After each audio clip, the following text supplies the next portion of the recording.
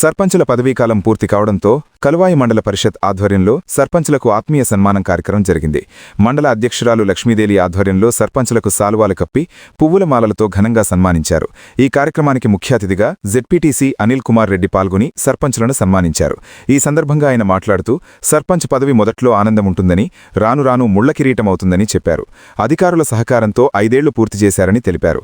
ఈ కార్యక్రమంలో ఎంపీపీ లక్ష్మీదేవి, ఉపాధ్యక్షులు పెంచల నరసింహరెడ్డి, ఎంపీడీఓ శైలజ, ఎంపీటీసీలు తదితరులు పాల్గొన్నారు. సర్పంచుల పదవీ కాలం 5 ఏళ్లు పూర్తయి ఈ రోజుతో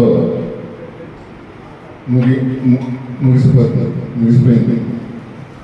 మనం సర్పంచుల పదవీ కాలం 5 ఏళ్లు తీసుకుంటే గ్రామంలో వివిధ శాఖల సమన్వయంతో వాళ్ళ శక్తి కొద్ది వాళ్ళు పనిచేయడం జరిగింది.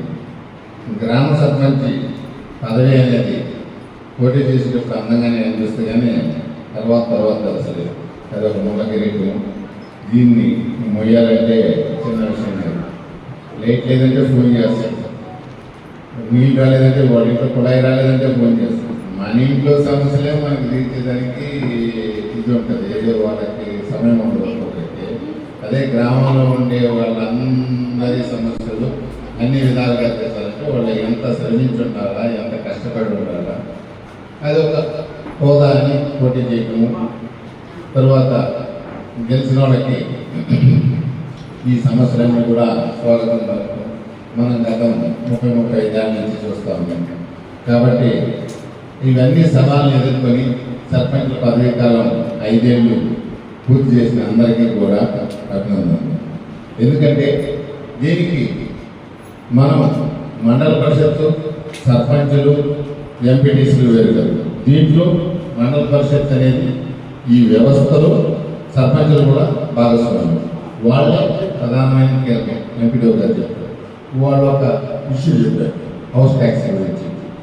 ఆ విధంగా అన్ని శాఖలతో కూడా సమన్వయం చేసుకొని పనిచేయాల్సిన అవసరం సర్పంచ్ ఉంటుంది.